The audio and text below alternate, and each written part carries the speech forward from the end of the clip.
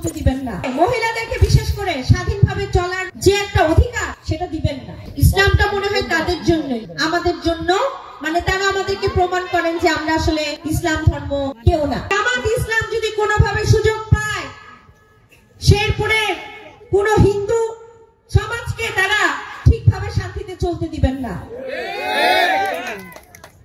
এবং কাউকে, মহিলাদেরকে বিশেষ করে স্বাধীনভাবে চলার যে একটা অধিকার সেটা দিবেন না।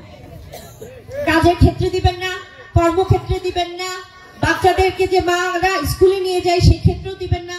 মানে দেখা যাবে মহিলারা ঘর বন্দী থাকবে। আমাদের সেই দিক থেকে বের হয়ে আসতে হবে, কারণ ইসলাম ধর্মে বলেছে মেয়েরা পড়াশোনার জন্য শুধু চীন দেশে যেতে পারে, বলেছে না? কাজেই আমরা মেয়েরা কেন পিছিয়ে থাকবো? আমরা মেয়েরা কি আমাদের বাবা মার সেবায় আসি না? সংসারের সেবায় আসি না? যদি এটা নাকি, তাহলে আমাদের শিক্ষিত হতে হবে না? বাসায় বসে থাকলে আমরা জ্ঞান অর্জন করতে পারবো? সে আমাদের শিক্ষা। আমি যদি আজ শিক্ষিত না হই, আজকে আমার বাবা মার বিপদে আমি কোথায় দৌড়ায় যাব? কথা বলা তো শিখতে হবে, তাহলে কি আমার স্কুল কলেজ বিশ্ববিদ্যালয়ে পড়তে হবে না? আজকে যদি আপনারা বিপদে পড়েন, আপনাদের মেয়ে সন্তান এগিয়ে আসবে না, আপনাদের দেখভাল করবে না, তাহলে মেয়েদেরকে পিছিয়ে রাখার কোনো অধিকার কারো আছে?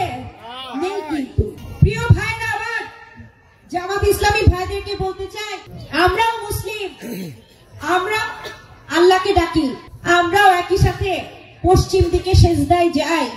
আমরা বাংলাদেশ জাতীয়তাবাদী দল ইনশাআল্লাহ ক্ষমতায় গেলে হিন্দুরা হিন্দুর মতনই চলবে, মুসলিমরা মুসলিমদের মতো, বৌদ্ধ এবং খ্রিস্টানরা তাদের নিজ নিজ ধর্ম পালন করবে, শান্তিতে থাকবে।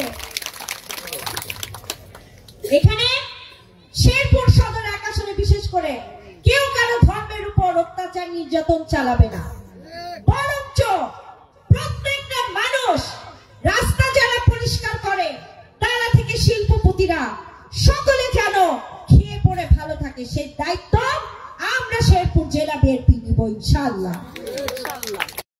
আর কোন মানুষ মনে হয় বাংলাদেশের ইসলাম ধর্মের নাই। ইসলামটা মনে হয় তাদের জন্যই, আমাদের জন্য, মানে তারা আমাদেরকে প্রমাণ করেন যে আমরা আসলে ইসলাম ধর্ম কেউ না। কিন্তু মহান আল্লাহ তাআলা কিন্তু আমাদেরকে একটা কথা বলেছেন, আমরা হিন্দু, বৌদ্ধ, খ্রিস্টান, মুসলমান যে যার যার ধর্ম পালন করব। এখানে আমার অনেক হিন্দু চাচিরা আছেন, হিন্দু চাচারা আছেন, হরিজন পল্লীর অনেকে আছেন। আপনারা একবার চিন্তা করে দেখবেন, উন্নয়নের আলো জ্বলবে ইনশাআল্লাহ।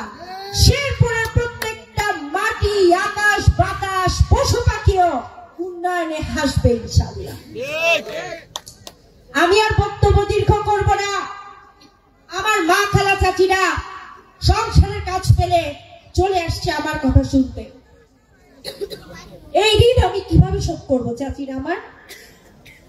এই দিন শোধ করার জন্য আপনারা আমাকে জাতীয় সংসদে পাঠান, তারপর আপনারা দেখবেন আমি প্রিয়াঙ্কা কিছু করি কিনা। আমি যদি 5 বছর আপনাদের জন্য কিছু করতে পারি, আমাকে টিকিয়ে রাখার দায়িত্ব কাদের? আর যদি করতে না পারি, আমি মাথা নিচু করে চলে যাব।